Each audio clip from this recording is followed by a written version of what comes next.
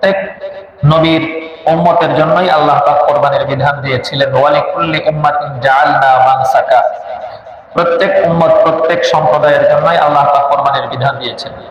কিন্তু আমরা যে কুরবানি পালন করি এটা মূলত কার অনুসরণে কুরবানিটা পালন করি? সাহাবায়ে কেরাম একবার হুজুর আকরাম সাল্লাল্লাহু আলাইহি ওয়াসাল্লামকে জিজ্ঞাসা করলেন, মা হাযিহিল আযাহি ইয়া রাসূলুল্লাহ, ইয়া রাসূলুল্লাহ, আমরা যে কুরবানি পালন করি এই কুরবানিটা মূলত কি, কোথা থেকে আসলো, আমরা কার অনুসরণেই বা এটা করি? তখন রাসূল সাল্লাল্লাহু আলাইহি ওয়াসাল্লাম জবাব দিলেন, সুন্নাতু আবিকুম ইব্রাহিম আলাইহিস সালাম, এটা হচ্ছে তোমাদের পিতা ইব্রাহিম আলাইহিস সালামের সুন্নাহ, ইব্রাহিম আলাইহিস সালামের আদর্শ এবং ঐতিহ্য। এরপরে সাহাবায়ে কেরাম আবার জিজ্ঞাসা করলেন, ফামা লানা ফিহা ইয়া রাসূলুল্লাহ, ইয়া রাসূলুল্লাহ, এই কুরবানি যে আমরা পালন করব, পশু জবাই করব, এতে আমাদের জন্য কি ধরনের সওয়াব রয়েছে, কি ধরনের কল্যাণ রয়েছে? রাসূল সাল্লাল্লাহু আলাইহি ওয়াসাল্লাম জবাব দিলেন, বিকুল্লি শাআরাতিন হাসানা, তুমি যে পশু জবাই করবে এই পশুর শরীরে যতগুলো পশম রয়েছে আল্লাহ পাক রব্বুল আলামিন প্রত্যেকটি পশমের বিনিময়ে তোমাকে একটি করে নেকি দান করবেন। সুবহানাল্লাহ। যেহেতু আসতেই বললেন তাহলে জিজ্ঞাসা করি, একটা ছাগলের গায়ে কি পরিমাণ পশম আছে আপনি গণনা করে শেষ করতে পারবেন? এটাকে আপনার দ্বারা সম্ভব হবে? অ্যাকুরেট গণনা করতে পারবেন আপনি? হ্যাঁ, কোনো মেশিনে দিলে সেটা ভিন্ন বিষয়।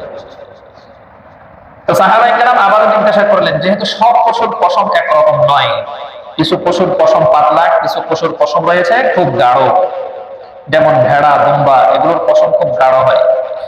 সাহাবায়ে কেরাম আবারও জিজ্ঞাসা করলেন, ফাসুফ ইয়া রাসূলুল্লাহ, ইয়া রাসূলুল্লাহ, যে পশুর পশম অধিক পশম বিশিষ্ট পশুর ক্ষেত্রে আমাদের জন্য কি রয়েছে?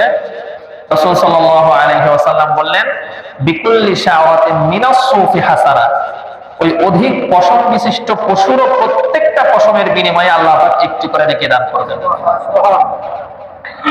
এই হাদিস থেকে আমরা স্পষ্ট জানতে পারি যে আমরা যে কুরবানি পালন করছি এটা মূলত ইব্রাহিম আলাইহিস সালামের অনুসরণে পালন করছি। ইব্রাহিম আলাইহিস সালাম খলিলুল্লাহ এই উপাধি পেয়েছিলেন, লাভ করতে পেরেছিলেন। কেন? তার কারণ আল্লাহ পাক রব্বুল আলামিন ইব্রাহিম আলাইহিস সালামকে অনেক পরীক্ষা করেছেন এবং সমস্ত পরীক্ষায় ইব্রাহিম আলাইহিস সালাম উত্তীর্ণ হয়েছেন। বিশেষ করে এই কোরবানির ইতিহাস সম্বলিত যেই ঘটনা বা যে পরীক্ষা ইব্রাহিম আলাইহিস সালামের জন্য আল্লাহ পাক রব্বুল আলামিন দিয়েছিলেন, এটা সাধারণ স্বাভাবিক কোন মানুষের দ্বারা এই পরীক্ষায় উত্তীর্ণ হওয়া কঠিনকালেও সম্ভব না। হ্যাঁ, বর্তমান জমানার কথা কিছুই বলা যায় না, কারণ বর্তমান জমানায় যা শুরু হয়েছে, 5 বছর 7 বছর 10-12 বছরের শিশু বাচ্চা, এমন অনেক দুর্ঘটনাও আমরা দেখেছি যে আপন মা, জন্মদাতা মা নিজের সন্তানকে কি করেছে? হত্যা করেছে। পরকীয়ায় জড়িয়ে, অন্যের সাথে সম্পর্কে জড়িয়ে নিজের সন্তানদেরকে পর্যন্ত কি করেছে? জবাই করেছে, হত্যা করেছে। এটা তো নিজের খাহিসাত পূর্ণ করার জন্য। বাস্তবিক পক্ষে কোনো পিতামাতা তার সন্তানের কোনো কষ্ট সহ্য করতে পারে না, সেই জায়গায় হত্যা তো অনেক দূরের বিষয়। যাই হোক, ইব্রাহিম আলাইহিস সালাম হায়াতের প্রায় পুরোটা সময় অতিবাহিত হয়ে গেল, কিন্তু সন্তান হয় না। 86 বছর বয়স হয়ে গেছে। ইব্রাহিম আলাইহিস সালাম হঠাৎ করে চিন্তা করলেন, হায়াত শেষ হয়ে গেলে দুনিয়া থেকে চলে যাব, আমার তো একজন উত্তরসূরি প্রয়োজন আছে। আল্লাহ পাকের নিকটে দোয়া করে বসলেন, রব্বি হাবলি মিনাস সালিহিন, আয় আল্লাহ আমাকে একজন নেককার সন্তান দান করুন, আমাকে একজন নেককার সন্তান দান করুন। এ কারণে আপনি যদি সন্তান চান তাহলে অবশ্যই আল্লাহ পাকের নিকটে দোয়া করার সময় নেককার সন্তান চাইবেন। আর নেককার সন্তান না হলে আল্লাহ যদি আপনাকে হায়াতে বাঁচিয়ে রাখে, আপনার বার্ধক্যে আপনাকে ঘর থেকে বের করে দিবে, বৃদ্ধাশ্রমে দিয়ে আসবে, আপনার সাথে দুর্ব্যবহার করবে, স্ত্রীকে আপনার উপরে প্রাধান্য দিবে, অন্যান্য বন্ধু বান্ধব সহ নিজের ব্যক্তিগত সমস্ত বিষয়কে আপনার উপরে প্রাধান্য দিবে, পিতামাতাকে ডিনাই করবে, অবহেলা করবে, পিতামাতাকে সে শেষ বয়সে এসে নিজের জন্য বোঝা মনে করবে। যদি নেককার সন্তান না হয়, যদি কি সন্তান না হয়? নেককার সন্তান না হয়। নেককার সন্তান সে যদি অভাবীও হয়, গরিবও হয়, ফকিরও হয়, তারপরেও তার পিতামাতাকে সে কখনোই নিজের জন্য বোঝা মনে করে না। সন্তান যদি বদকার হয়, কোটি কোটি টাকার মালিক হলেও পিতামাতাকে এসে শেষ বয়সে কি মনে করে? বোঝা মনে করে, বোঝা। সেটা ভিন্ন আলোচনা। ইব্রাহিম আলাইহিস সালাম সন্তান চাইতেই আল্লাহ পাককে বললেন, রব্বি হাবলি মিনাস সলিহিন, আয় আল্লাহ, আয় আমার রব, আপনি আমাকে একজন নেককার সন্তান দান করেন। আল্লাহ পাক রব্বুল আলামিন ঘোষণা দিয়ে দিলেন, ফাবাশশারনাহু বিগুলামিন হালিম। আল্লাহ পাক জানিয়ে দিলেন, আমি তাকে একজন সহনশীল সন্তানের সুসংবাদ দিয়ে দিলাম। মুফাসসিরিন কেরাম বলেন, ফাবাশশারনাহু বিগুলামিন হালিম। আল্লাহ পাক রব্বুল আলামিন সহনশীল সন্তানের কথা কেন বললেন? তার কারণ এই সন্তানকে যদি আল্লাহ পাক রব্বুল আলামিন ইব্রাহিম আলাইহিস সালামকে যে পরীক্ষার মধ্যে ফেলবেন, সেই পরীক্ষায় ইব্রাহিম আলাইহিস সালাম যেমন উত্তীর্ণ হবে, ঠিক তেমনি ভাবে এই সন্তানটিও সহনশীলতার পরিচয় দিবে। আল্লাহ পাক রব্বুল আলামিন একটি পুত্র সন্তান দান করলেন, যেই পুত্র সন্তানের নাম হলো ইসমাঈল। আল্লাহ পাক রব্বুল আলামিন আরো বেশি পরীক্ষা দিলেন। পুত্র সন্তান হওয়ার পরে স্ত্রী এবং সন্তানকে বিরান মরুভূমির মধ্যে রেখে আসার নির্দেশ দিয়ে দিলেন। সেখানে থেকে যখন সন্তান আস্তে আস্তে বুঝতে শুরু করলো, হাঁটতে শুরু করলো, চলাফেরা করতে শুরু করলো, পিতার সঙ্গে কাজকর্মে সহযোগিতা করার বয়সে উপনীত হলো, মুফাসসিরিন কেরাম বলেন তখন ইসমাঈল আলাইহিস সালামের বয়স ছিল 13 বছর।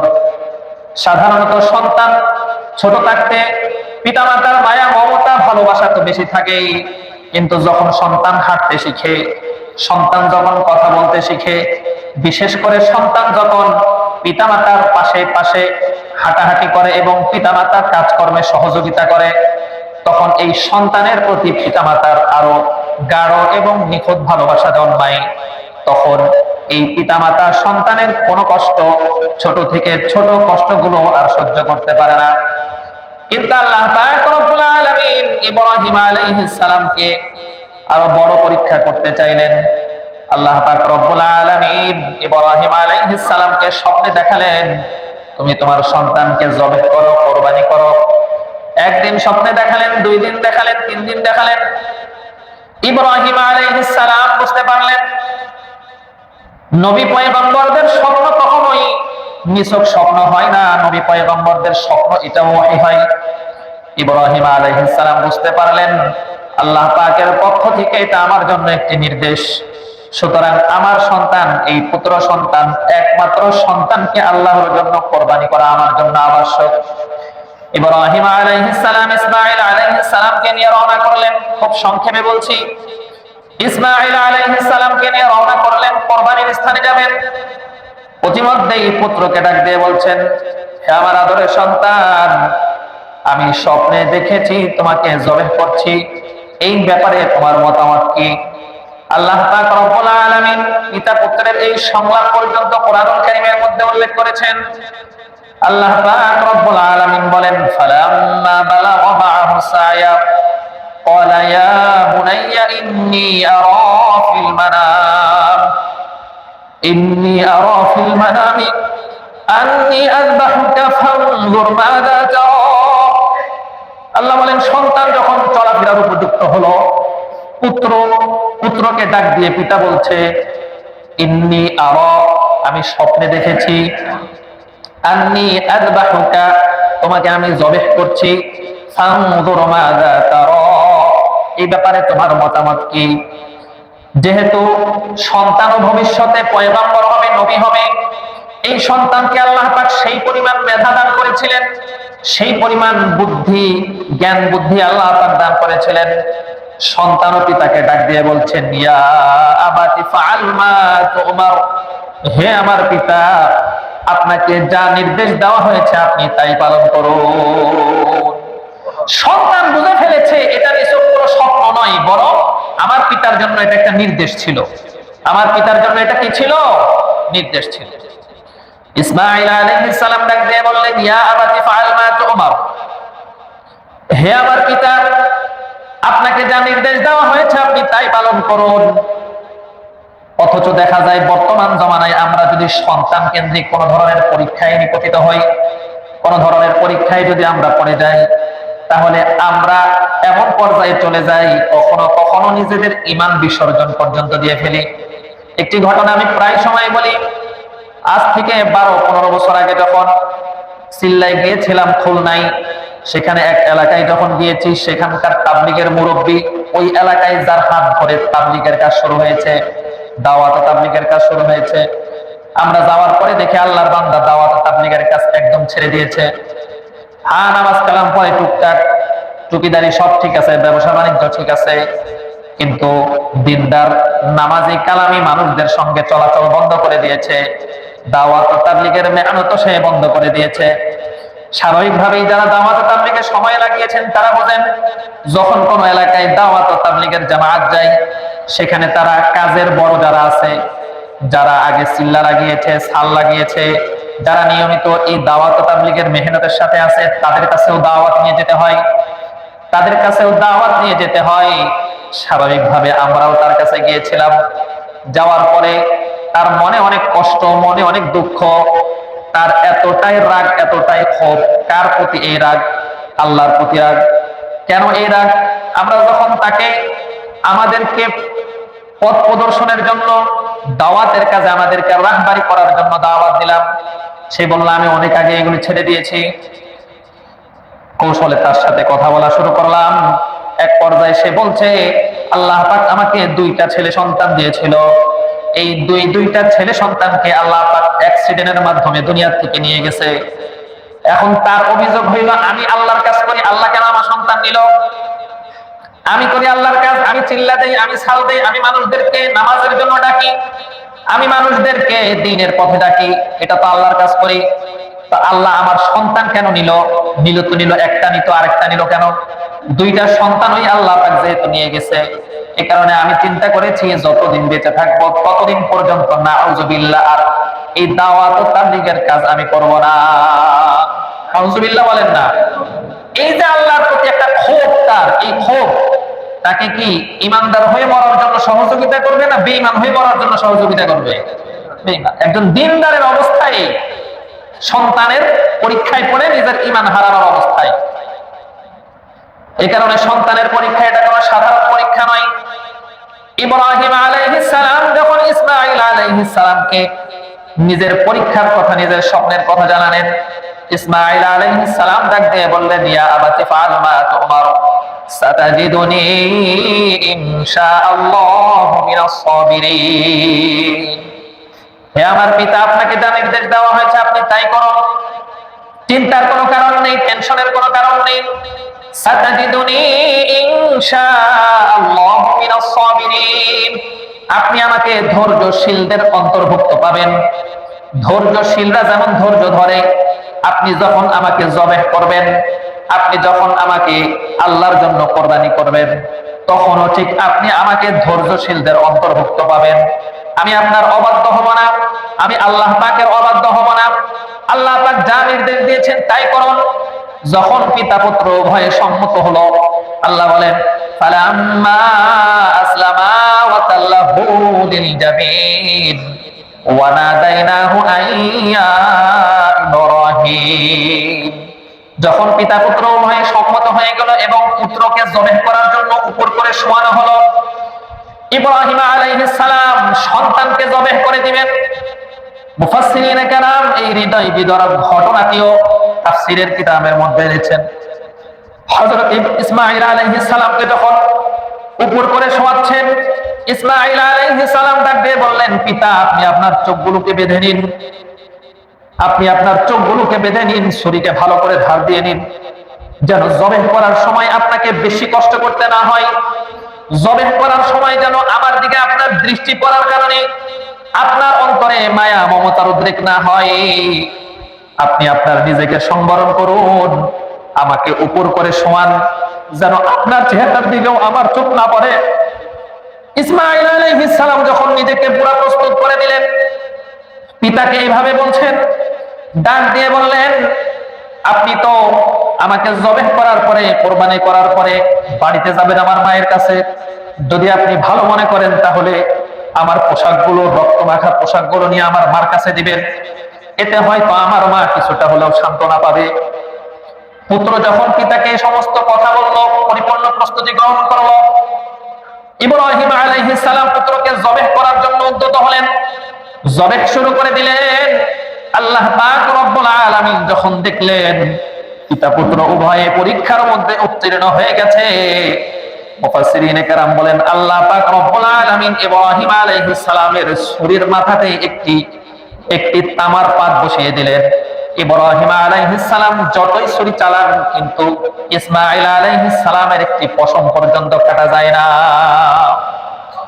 একটি পর্যায়ে আল্লাহ পাক রব্বুল আলামিন কোরআন কারীমে নিজেই বলছেন, আমি নিজে ডাক দিলাম, ওয়ানাদাইনাহু আইয়া ইব্রাহিম قد صدقت الرؤيا إنا كذلك نجزي المحسنين। হে ইব্রাহিম, হয়েছে, তুমি তো পরীক্ষায় পাশ করেছো, স্বপ্নে যা দেখেছিলে তাকে তুমি বাস্তবে রূপান্তর করেছো, সুতরাং আমি সৎকর্ম পরায়ণ যারা মুহসিনিন তাদেরকে এভাবে প্রতিদান দিয়ে থাকি। কিভাবে প্রতিদান দিলেন? মুফাসসিরিনে কেরাম বলেন আল্লাহ পাক রব্বুল আলামিন জিবরাইল আলাইহিস সালামকে জান্নাতি দুম্বা দিলে পাঠিয়ে দিলেন। জিবরাইল আলাইহিস সালাম আসমান থেকে দুম্বা নিয়ে যখন অবতরণ করছেন, তিনি দেখছেন ইব্রাহিম আলাইহিস সালাম ইসমাঈল আলাইহিস সালামকে জবেহ করছেন। জিবরাইল আলাইহিস সালাম চিন্তা করলেন, আমি পৌঁছার আগেই যদি ঘটনা ঘটে যায় তাহলে তো সব শেষ হয়ে যাবে। এজন্য জিবরাইল আলাইহিস সালাম আসমান থেকে ডাক দেওয়া শুরু করলেন, আল্লাহু আকবার, আল্লাহু আকবার।